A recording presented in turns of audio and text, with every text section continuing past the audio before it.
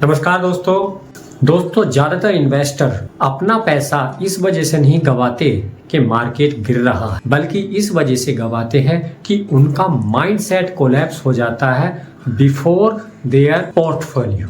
आप कोई भी अच्छे से अच्छा चाहे कितना बेहतरीन रिटर्न देने वाला स्टॉक हो वो चूज कर लीजिए, या SIP को सिलेक्ट कर लीजिए, या जो भी आपका इन्वेस्टमेंट वे है उसको सिलेक्ट कर लीजिए। लेकिन अगर आपका माइंडसेट इमोशनल है तो $1 मिलियन पोर्टफोलियो भी जीरो बन सकता है। होता क्या है कि जब मार्केट डाउन होता है, अगर हम इमोशनल हैं तो मार्केट अगर डाउन होगा तो हमारे अंदर फियर आ जाएगा, और मार्केट अगर अच्छा चलेगा तो हमारे अंदर ग्रीड आ जाएगा कि इसे और चलने दो और हम प्रॉफिट बुक नहीं करेंगे। ये माइंडसेट ही फाइनेंशियल मिस्टेक का रूट कोज है। दोस्तों, माइंडसेट को इन्वेस्टिंग से पहले क्यों रखा जाता है, अब मैं आपको कुछ पॉइंट्स बताऊंगा जो ये क्लियर कर देंगे कि हमें माइंडसेट को क्यों पहले तवज्जो देनी चाहिए। दोस्तों, इन्वेस्टिंग में 80% हमारी साइकोलॉजी काम करती है और 20% हमारी नॉलेज या टेक्निकल एनालिसिस काम करती है। हमारे जो भावनाएं हैं, फियर या ग्रीड,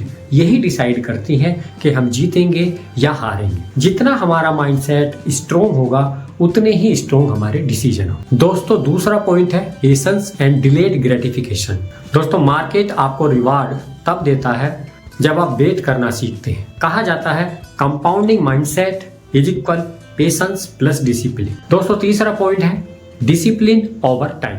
दोस्तों, ये जरूरी नहीं है कि हर महीना आपके फेवर में हो और आप उत्साही बने रहें, लेकिन आपका कंसिस्टेंसी बने रहना ये बहुत जरूरी है। कंसिस्टेंसी के साथ आपको अपनी एनालिसिस करनी होगी, अपने आप की नॉलेज को अपडेट करना होगा, क्योंकि देखा जाता है जितना ज्यादा इन्वेस्टमेंट में आप डिसिप्लिन शो करेंगे उतनी ही ज्यादा आपकी वेल्थ क्रिएट होगी। दोस्तों, अगला पॉइंट है हैंडलिंग लॉसेस। दोस्तों, मार्केट में लॉस होना एक आम बात है। पैनिक होना ऑप्शनल होता है, या ग्रीड या फियर का आना ये आप पे डिपेंड करता है। आपका माइंडसेट ही डिसाइड करेगा कि आप मार्केट को छोड़कर चले जाएंगे या उसमें टिक कर ग्रोथ करते रहेंगे। दोस्तों, अगले पॉइंट में मैं आपको एक रियल लाइफ एग्जाम्पल के साथ समझाता हूँ। दोस्तों, एक ही स्टॉक में दो लोग इन्वेस्ट करते हैं, एक पैनिक में बेच देता है जबकि दूसरा अपनी नॉलेज के साथ उसे होल्ड करे रहता है। तो रिजल्ट क्या निकलता है?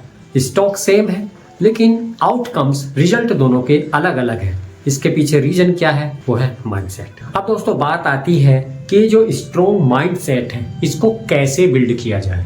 तो मैं अब आपको ये 4 तरीके बताता हूं जिससे आप स्ट्रॉन्ग माइंडसेट डेवलप कर सकते हैं।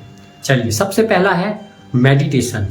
मेडिटेशन एक सिंपल प्रैक्टिस होती है अपने थॉट्स या इमोशंस के बारे में अवेयर होना। दूसरा है जर्नलिंग। जो भी आप अपनी नॉलेज के बेस पे, इमोशंस या थॉट्स के बेस पे एक्शन लेते हैं और उसका जो भी आपको आउटकम्स मिलता है उसके बारे में आप एक पेपर पे लिखते हो, जिससे आपको रियलाइज होता है कि मैंने कहाँ मिस्टेक की है और कहाँ मुझे इम्प्रूव करना चाहिए। तीसरा है गोल बेस्ड इन्वेस्टिंग। हमें पता होना चाहिए कि हमारा टारगेट क्या है, हमें कब एंटर करना है, कब एग्जिट करना है, कितना हमें प्रॉफिट लेना है, कब तक हमें होल्ड करना है। इसके बेस पे अगर हमारी डायरेक्शन डिसाइड होती है तो हमारे लिए आसान होता है उस स्टॉक को मैनेज करना या अपने इमोशन को हैंडल करना और माइंडसेट को स्ट्रॉन्ग बनाना। दोस्तों, अगला है लॉन्ग टर्म थिंकिंग।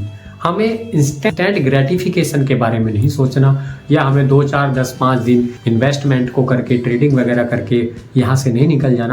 अगर इस चीज को हम सोचेंगे तो हमारा माइंडसेट स्ट्रॉन्ग होता है। तो दोस्तों, ये थे कुछ पॉइंट्स जो आपके माइंडसेट को स्ट्रॉन्ग बना सकते हैं, और यही माइंडसेट आपको एक बेहतरीन इन्वेस्टर बना सकता है। अगर आप चाहते हैं कि जो भी पॉइंट्स मैंने आपको डिस्कस किए हैं जैसे मेडिटेशन वगैरह, और आप इन पर एक इंडिविजुअल वीडियो चाहते हैं तो नीचे कमेंट्स में लिख के दे माइंडसेट। बहुत बहुत धन्यवाद।